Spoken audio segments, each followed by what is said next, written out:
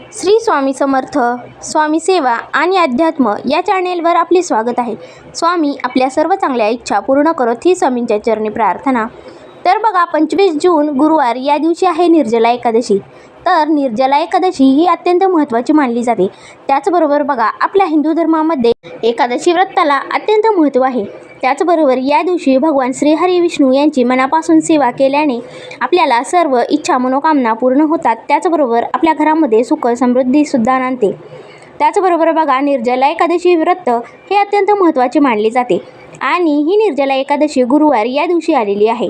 गुरुवार हा भगवान विष्णू यांना समर्पित असतो आणि त्याचबरोबर एकादशी व्रत सुद्धा याच दिवशी आलेली आहे, म्हणून या दिवसाला अतिशय महत्त्वाचा मानला जातो.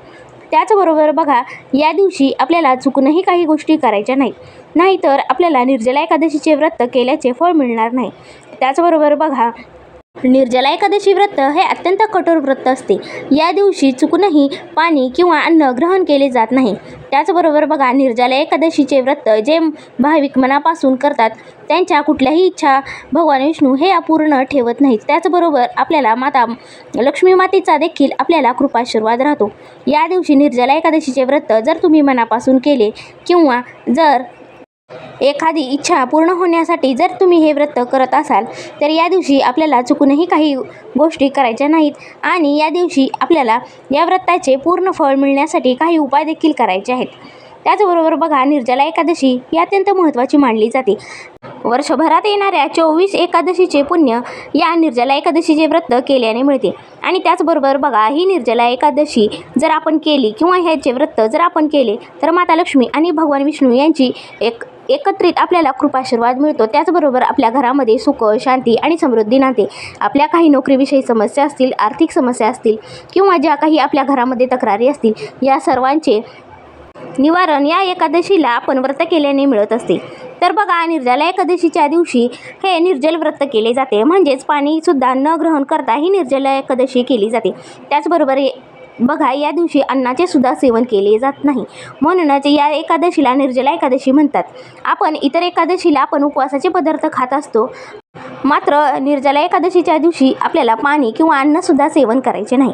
त्याचबरोबर बघा, आपल्याला हे निर्जला एकादशीचे व्रत करायची इच्छा आहे किंवा जर तुमच्या काही शारीरिक अडचणी असतील किंवा जर काही तुम्हाला पथ्य असतील किंवा काही गोळ्या औषधे चालू असतील आणि तुम्हाला हे निर्जला एकादशीचे व्रत जर तुम्हाला करायचे असेल तर तुम्ही मनापासून हे निर्जला एकादशीचे व्रत करायचे आहे आणि व्रताचा संकल्प घ्यायच्या आधी आपल्याला भगवान श्रीहरी विष्णू यांना सांगायचे आहे की माझी इच्छा निर्जला एकादशीचे व्रत करण्याची आहे, मात्र माझ्या या कारणामुळे मी हे व्रत निर्जळ करू शकत नाही, म्हणून आपल्याला या संकल्पामध्ये सांगायचे आहे आणि आपल्याला एक टाईम दूध आणि फळे खाऊन ही एकादशी तुम्ही करू शकता. तर बघा, अशा प्रकारे आपल्याला ही एकादशी करायची आहे.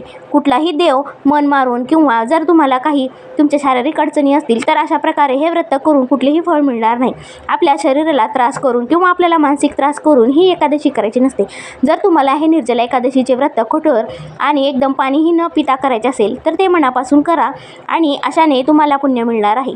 त्याचबरोबर बघा, जर तुम्हाला फराळ न करता किंवा पाणी न पिता हे व्रत करायला जमत नसेल तर तुम्ही व्रताचा संकल्प सकाळी लवकर उठून व्रताचा संकल्प करायचा आहे आणि भगवान विष्णू यांना क्षमा याचना किंवा त्यांना सांगून आपल्याला हे व्रत करायचे आहे. तर बघा, अशा प्रकारे सुद्धा तुम्ही हे निर्जला व्रत करू शकता. त्याचबरोबर बघा, या दिवशी आपल्याला तुळशीला चुकूनही पाणी घालायचे नाही. ही निर्जला एकादशी आहे. भगवान श्रीहरी विष्णू यांच्यासाठी माता लक्ष्मी हे व्रत करत असते, म्हणूनच या दिवशी आपल्याला चुकूनही तुळशी मातेला पाणी अर्पण करायचे नाही किंवा तुळशीला आपल्याला पाणी घालायचे नाही.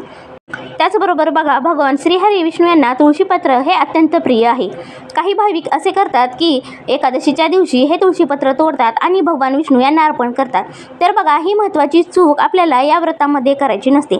तर तुम्ही आदल्या दिवशीच तुळशीपत्र तोडून ठेवायचे आहेत किंवा मंजिरी तोडून ठेवायचे आहेत आणि एकादशीच्या दिवशी आपल्याला श्रीहरी विष्णू यांना हे तुळशीपत्र अर्पण करायचे आहेत. तर बघा, एकादशीच्या दिवशी आपल्याला चुकूनही तुळशीपत्र तोडायचे नाही. अशा प्रकारे आपल्याला या दिवशी या प्रमुख 2 चुका करायच्या नाहीत. या चुका केल्याने आपल्याला या व्रताचे फळ मिळणार नाही आणि त्यांचा कृपाशीर्वाद देखील आपल्यावर राहणार नाही. म्हणूनच बघा, या निर्जला एकादशीच्या दिवशी या 2 चुका आपल्याला चुकूनही करायच्या नाहीत. तर हे व्रत करत असताना मनोभावे आणि मनापासून हे व्रत करायचे असते. कुठलीही सेवा किंवा उपाय जर आपण मनापासून केले तरच आपल्याला त्या व्रताचे फळ मिळत असते. आणि त्याचबरोबर बघा, निर्जला एकादशीच्या दिवशी आपल्याला काय उपाय करायचे आहेत हे देखील आपण पुढच्या येणाऱ्या व्हिडिओमध्ये सांगणार आहोत. म्हणूनच आपल्या चॅनेलला नक्की सबस्क्राईब करा आणि त्याचबरोबर हा व्हिडिओ कसा वाटला हे नक्की सांगा. श्री स्वामी समर्थ.